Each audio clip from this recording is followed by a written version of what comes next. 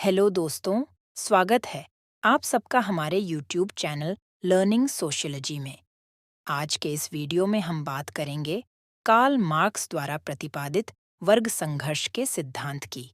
तो चलिए फिर अपनी चर्चा शुरू करते हैं।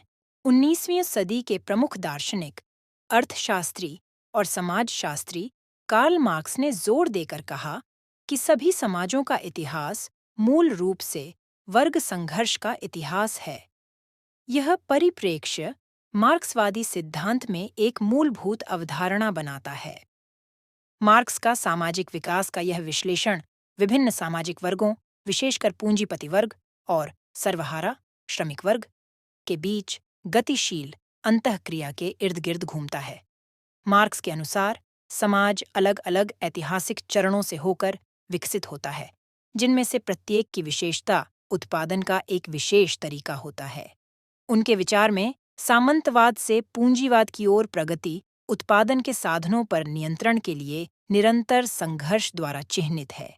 सामंती समाजों में अभिजात वर्ग का बोलबाला था, जबकि पूंजीवाद का उदय तब हुआ जब पूंजीपति वर्ग ने उत्पादन के साधनों पर प्रभुत्व हासिल कर लिया, जिससे सामाजिक संबंधों का एक नया रूप सामने आया।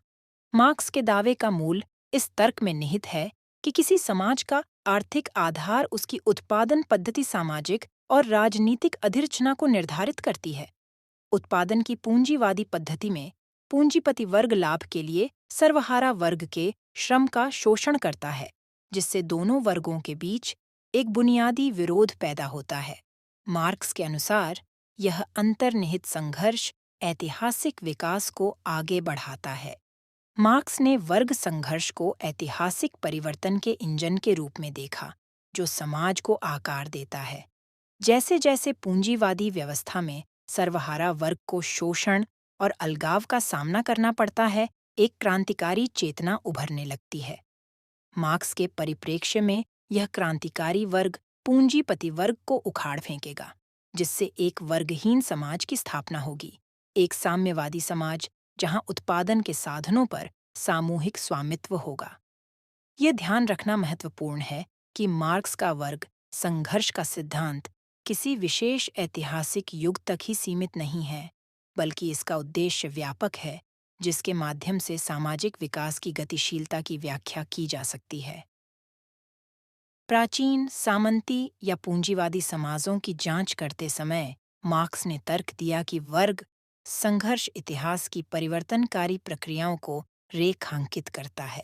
आलोचकों का तर्क है कि मार्क्स का नियतिवादी दृष्टिकोण ऐतिहासिक विकास की जटिलता को अधिक सरल बना देता है और समाज को आकार देने वाले अन्य कारकों की उपेक्षा करता है। फिर भी आर्थिक संबंधों और वर्ग गतिशीलता की केंद्रीयता पर मार्क्स के जोर ने सामाजिक और राजनीतिक विचार पर एक अमिट छाप छोड़ी है।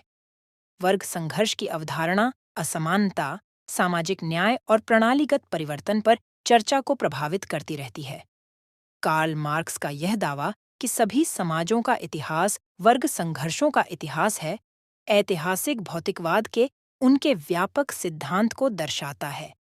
मार्क्स के अनुसार वर्ग संघर्षों का उतार चढ़ाव विशेष रूप से पूंजीपति वर्ग और सर्वहारा वर्ग के बीच समाज को विकास के विभिन्न चरणों के माध्यम से आगे बढ़ाता है। आलोचना के अधीन रहते हुए वर्ग संघर्ष की भूमिका में मार्क्स की अंतर्दृष्टि एक ऐसा लेंस प्रदान करती है जिसके माध्यम से ऐतिहासिक परिवर्तन और सामाजिक विकास की गतिशीलता का विश्लेषण किया जा सकता है। धन्यवाद।